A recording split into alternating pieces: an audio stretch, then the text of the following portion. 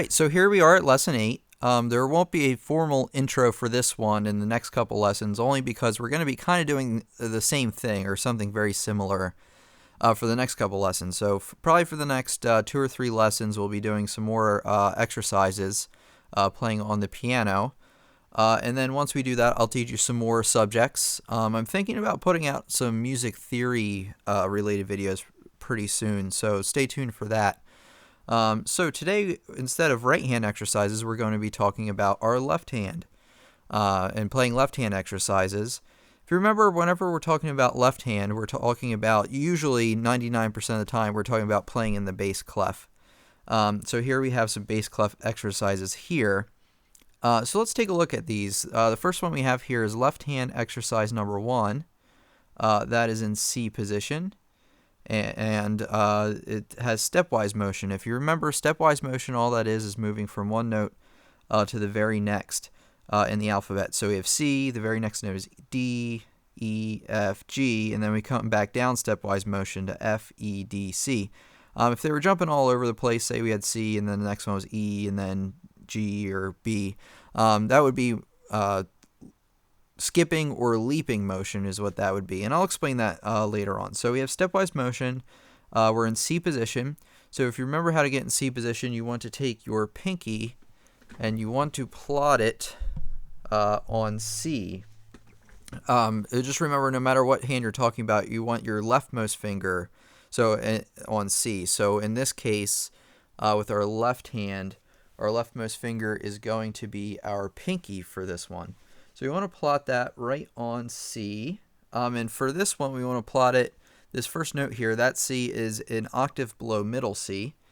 So it will be right here. And then once you got your pinky planted on C, you want to lay your other fingers on the next consecutive notes, rather. And there you go, you're in C position. So let's take a look at this one. We have bass clef.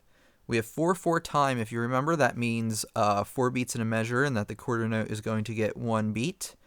So just counting through these measures, we have complete measures in each. We have the first measure, all quarter notes, so that's beats 1, 2, 3, 4. Next one, all quarter notes, that's beats 1, 2, 3, 4. And the last one, we have a whole note, and that is a complete measure because a whole note, as you know, will take up all 4 beats. So let's just walk our way through this thing, shall we? So the first note we have is C, and we're going to play that with finger 5, which is our pinky. Next one's D with finger 4. Next one's E with finger 3. Next one's 2 with F. 1 with G, 2 with F, 3 with E, 4 with D, and 5 with C. So once you can play it forward to backwards, it'll sound like this.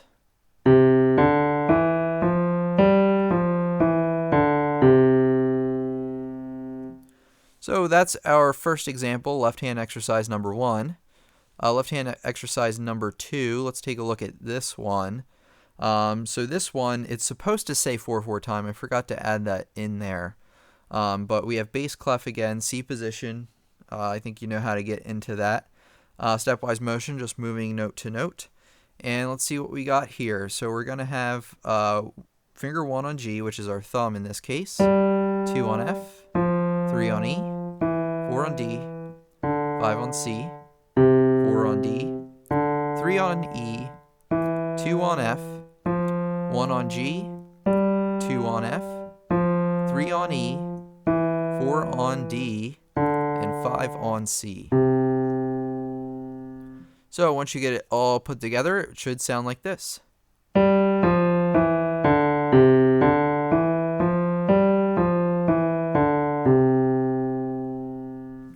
So there you have it. Those are the first 2 exercises with our left hand. Next time we'll do some more right hand exercises.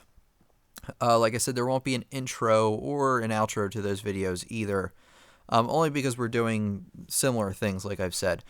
So leave any comments or questions below, and I'll try to get to as many of them as I can. And remember, if you could, you don't have to, but if you could like, subscribe, and favorite, that would help me get my video seen by a broader audience and would help me out a lot, so I'd appreciate that. But of course, you don't have to. Anyway, like I always say, I hope you learned something. I hope you had fun, and I'll see you guys and girls next time. Thank you.